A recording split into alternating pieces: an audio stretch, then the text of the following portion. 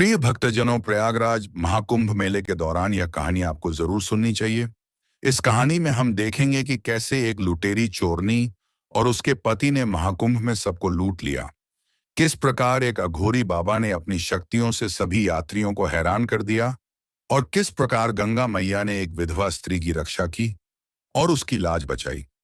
प्रयागराज महाकुंभ के दौरान नागा साधु और अघोरी बाबाओं के दर्शन करने से मनुष्य किस प्रकार दुखों से मुक्त हो जाता है। जिस भी मनुष्य को अघोरी बाबाओं का आशीर्वाद मिल जाता है, उसके सारे कष्ट दूर हो जाते हैं। इसीलिए प्रिय भक्तजनों, कहानी को प्रारंभ करने से पहले हम आपसे निवेदन करते हैं कि आप इस वीडियो को पूरा अवश्य देखें और कथा को बीच में ना छोड़कर जाएं, क्योंकि भक्तों, आधा अधूरा ज्ञान बहुत हानिकारक होता है। प्रिय दोस्तों, वीडियो को लाइक कर कमेंट में हर हर महादेव लिख दीजिए, क्योंकि हर महादेव लिखने से पुण्य की प्राप्ति होती है। प्रिय दोस्तों, प्रयागराज महाकुंभ का अद्भुत नजारा, जहां दूर दूर से श्रद्धालु गंगा, यमुना और अदृश्य सरस्वती के संगम में स्नान करने आते हैं। भीड़ का ऐसा जनसागर जहां हर कोई अपने पापों से मुक्ति पाने और पुण्य कमाने की आस लिए पहुंचता है। लेकिन इस भीड़ में एक लुट पति पत्नी ऐसे भी है जो महाकुंभ में चोरी करने के लिए आते हैं। जसवंत और उसकी पत्नी नी गुलाबों नाम। जितने सीधे लगते थे, हरकतें उतनी ही खतरनाक। गुलाबों अपनी अद्वितीय सुंदरता और चालाकी से लोगों को फंसाकर लूट थी और जसवंत उसकी मदद करता था। इस बार उनकी नजर प्रयागराज महाकुंभ की भीड़ पर थी। जसवंत और गुलाबों के नाम से पुलिस पहले से ही सतर्क थी। दोनों ने पहले भी कई जगहों पर चोरी की थी और हमेशा बच निकलते थे।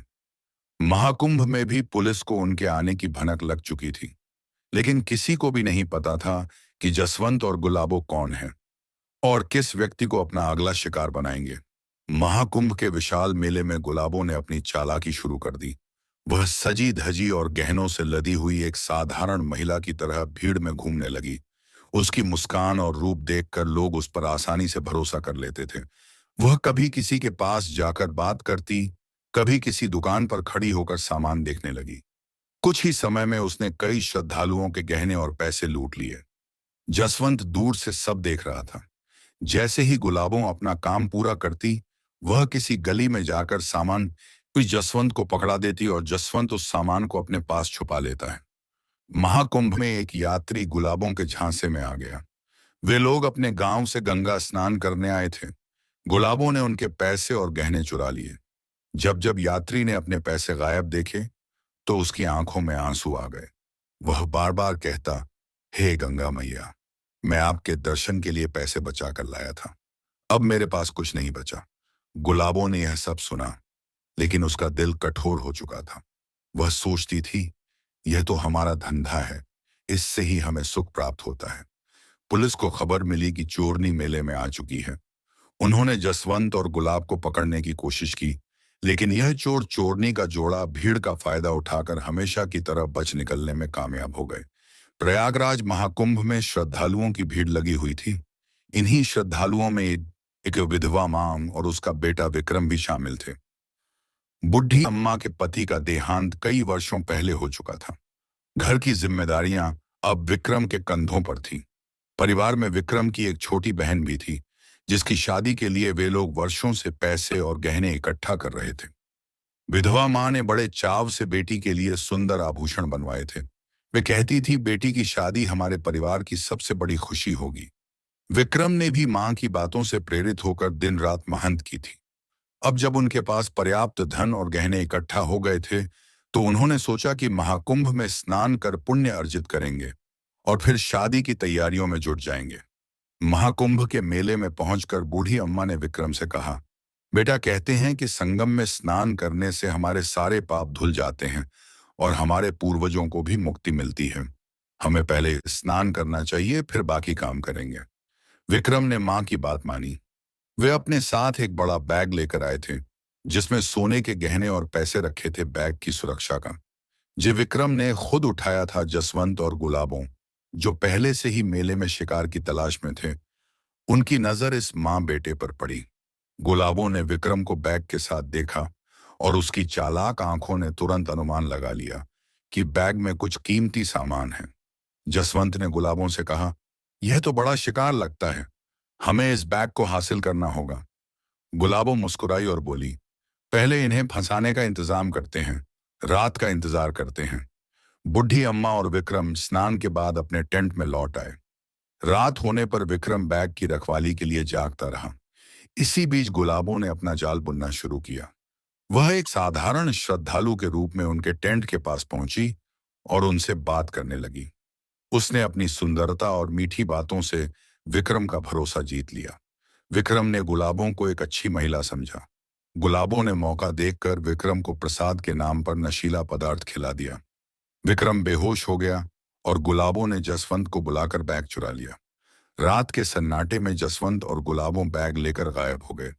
उधर बुढ़ी अम्मा और विक्रम को यह अंदाजा भी नहीं था कि उनकी जिंदगी की सबसे बड़ी खुशी, उनकी बेटी की शादी का सपना खत्म हो चुका था। रात के अंधेरे में महाकुंभ की भीड़ थोड़ी शांत हो चुकी थी।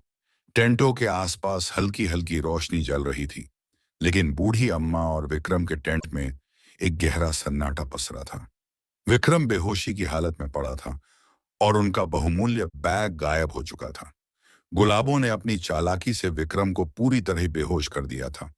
वह और जसवंत जल्दी से भीड़ का फायदा उठाकर बैग लेकर निकल गए। बैग के अंदर रखे सोने के गहने और पैसे देखकर उनकी आंखें चमक उठी। जसवंत बोला, यह अब तक महाकुंभ का सबसे बड़ा शिकार है। अब तो हमें कई दिनों तक और कुछ करने की जरूरत नहीं पड़ेगी। गुलाबों ने बैग को ध्यान से छिपाते हुए कहा, लेकिन हमें जल्दी यहां से निकलना होगा। पुलिस हर तरफ घूम रही है। सुबह होते ही विक्रम की आंख खुली। उसे कुछ देर तक समझ नहीं आया कि क्या हुआ। जैसे ही उसने अपने पास बैग नहीं देखा, उसका दिल धक धक करने लगा। उसने चारों ओर देखा, लेकिन बैग का कहीं नामो निशान नहीं था। विक्रम ने मां को जगाया और घबराते हुए कहा, मां, बैग चोरी हो गया है। हमारे गहने, हमारे पैसे, सब कुछ चला गया। हम बर्बाद हो गए। बुढ़ी मां ने यह सुनते ही जोर जोर से रोना शुरू कर दिया। वह फूट फूट कर कहने लगी, हे गंगा मैया, हमने तो सिर्फ पुण्य कमाने के लिए यहाँ कदम रखा था। ये क्या हो गया? अब मेरी बेटी की शादी कैसे होगी? बुढ़ी अम्मा और विक्रम मदद के लिए इधर उधर भागने लगे। तभी उनकी नजर एक अघोरी बाबा पर पड़ी, जो संगम किनारे तपस्या में लीन थे। बाबा के चारों ओर एक अद्भुत आभा थी। उनकी आंखों में गहराई और चेहरे पर तेज था। बुढ़ी मां ने उनके चरणों में गिरकर कहा, बाबा, हमारी मदद करो।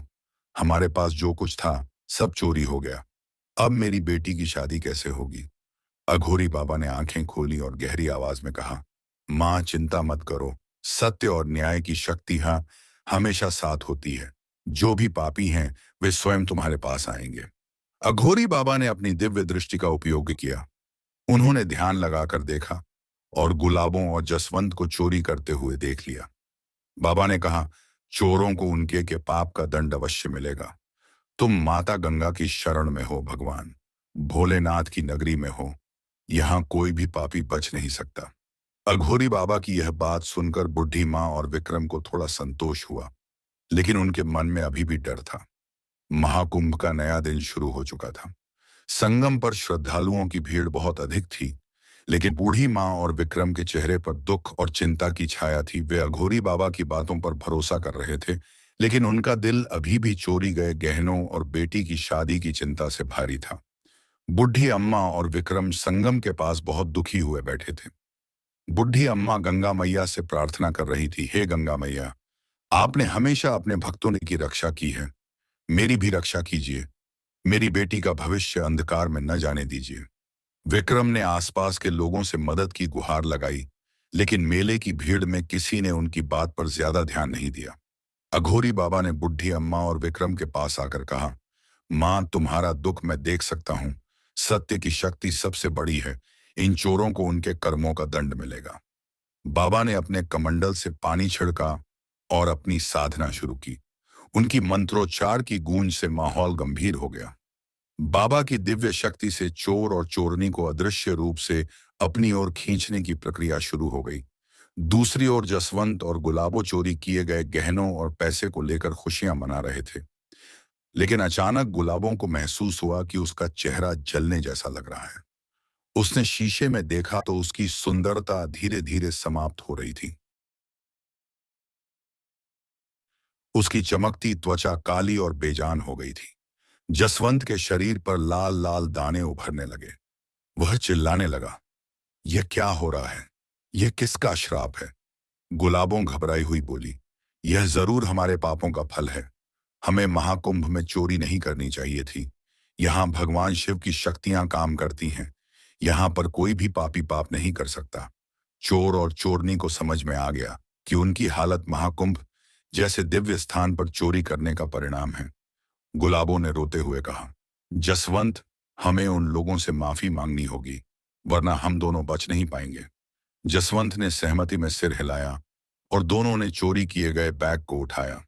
जसवंत और गुलाबों, जो अब अपने पापों का दंड भोग रहे थे, महाकुंभ की भीड़ में सिर झुकाए चल रहे थे। गुलाबों की सुंदरता पूरी तरह नष्ट हो चुकी थी और जसवंत का शरीर घावों से भरा था। उनका हर कदम भारी लग रहा था। चोरी किए गए बैग को वापस लौटाने के अलावा उनके पास अब कोई रास्ता नहीं बचा था। बुड्ढी अम्मा और विक्रम अघोरी बाबा के पास बैठे हुए अपनी स्थिति को लेकर चिंतित थे। तभी बाबा ने कहा, धैर्य रखो, जो लोग तुम्हें लूट कर ले गए थे वे अपने पापों के बोझ से हारकर तुम्हारे पास आएंगे। यह महादेव की धरती है, इस पर कोई भी पापी बच नहीं सकता। बुढ़ी अम्मा और विक्रम को बाबा की बातों पर पूरा भरोसा था। उन्होंने गंगा मैया और भगवान भोलेनाथ का नाम लेकर प्रार्थना करना जारी रखा। जसवंत और गुलाबो धीरे धीरे बूढ़ी अम्मा और विक्रम के टेंट तक पहुंचे। उनके चेहरों पर गहरा पश्चाताप झलक रहा था। गुलाबो ने बैग बूढ़ी अम्मा के सामने रखते हुए कहा, माँ, हमें माफ कर दो। हमने आपकी बेटी की शादी का सपना तोड़ने की कोशिश की, लेकिन अब हम समझ गए हैं कि हमारे कर्मों का फल कितना भयानक हो सकता है। बुढ़ी अम्मा ने बैग देखा, जिसमें उनके सभी गहने और पैसे सुरक्षित थे। उसकी आंखों से आंसू बह निकले। अघोरी बाबा ने अपनी गहरी आवाज में कहा, तुम्हें तुम्हारे पापों का दंड मिल चुका है। यह गंगा मैया और ईश्वर का न्याय है, लेकिन यह केवल शुरुआत है। अब तुम्हें समाज के सामने अपने कर्मों की सजा भुगतनी होगी। तभी पुलिस वहां पहुंच गई। अघोरी बाबा ने पुलिस को सब कुछ बताया। जसवंत और गुलाबों ने बिना किसी विरोध के आत्मसमर्पण कर दिया। उन्होंने रोते हुए कहा, हमें जेल में डाल दीजिए, शायद वहां रहकर हम अपने पापों का प्रायश्चित कर सके। लेकिन हे अघोरी बाबा, हमारी पीड़ा को कम कर दीजिए। अघोरी बाबा ने क्रोध में कहा, यह तुम्हारे पाप कर्मों का दंड है। यह तो तुम्हें भुगतना ही होगा। पुलिस चोर और चोरनी को अपने साथ ले गई। बुढ़ी अम्मा ने गंगा मैया और अघोरी बाबा को धन्यवाद दिया। उनका खोया हुआ विश्वास और गहने दोनों वापस मिल गए थे। चोर और चोरनी को पुलिस अपने साथ ले जा चुकी थी। जसवंत और गुलाबों ने अपने पापों को स्वीकार कर लिया था। अघोरी बाबा ने बूढ़ी अम्मा और विक्रम की ओर देखते हुए कहा, तुम्हारे सत्य और धैर्य ने तुम्हें जीत दिलाई है। यह गंगा मैया की कृपा है कि तुम्हारे धन और गहन सुरक्षित लौट आए। अब तुम बिना किसी चिंता के अपनी बेटी की शादी की तैयारी करो। बुढ़ी अम्मा बाबा के चरणों में गिर पड़ी और बोली, बाबा, आपने हमारे जीवन की सबसे बड़ी समस्या को हल कर दिया। हमें आशीर्वाद दीजिए कि हमारी बेटी का जीवन सुखमय हो। अघोरी बाबा ने उन्हें आशीर्वाद दिया और कहा, जाओ, अपनी बेटी की शादी को पवित्रता और सादगी से पूरा करो। पुण्य का मार्ग कभी तुम्हारा साथ नहीं छोड़ेगा। बुढ़ी अम्मा और विक्रम ने संगम के तट पर जाकर गंगा मैया को धन्यवाद दिया। वहां मौजूद श्रद्धालुओं ने उनके साथ मिलकर गंगा मैया की जय हो और अघोरी बाबा की जय हो, भगवान शिव की जय हो, हर हर महादेव के नारे लगाए पूरा वातावरण श्रद्धा और भक्ति से भर गया। कुछ दिनों बाद बुढ़ी अम्मा और विक्रम अपने गांव लौट आए। उन्होंने खुशी खुशी अपनी की शादी कर दी। शादी सादगी और भव्यता का अद्भुत संगम बनी। उधर जेल में जसवंत और गुलाबों ने अपने जीवन को सुधारने का संकल्प लिया। गुलाबों ने अपनी सुंदरता खोने के बाद महसूस किया कि सच्ची सुंदरता आत्मा की होती है। बुढ़ी अम्मा की बेटी की शादी खुशी खुशी संपन्न हो गई। बुढ़ी अम्मा ने गंगा मैया और अघोरी बाबा को बार बार याद किया। उनके घर में एक बार फिर से खुशियां लौट आई थीं। इस कहानी ने सिखाया कि सत्य और पुण्य का मार्ग कठिन हो सकता है, लेकिन अंत में वही विजय दिलाता है। प्रिय दोस्तों, यदि आपको यह कहानी अच्छी लगी हो तो कमेंट में हर हर महादेव अवश्य लिखें और अपने बेल आइकन को ऑन कर लीजिए। मिलते हैं दोस्तों आपसे एक और नई कहानी के साथ। धन्यवाद।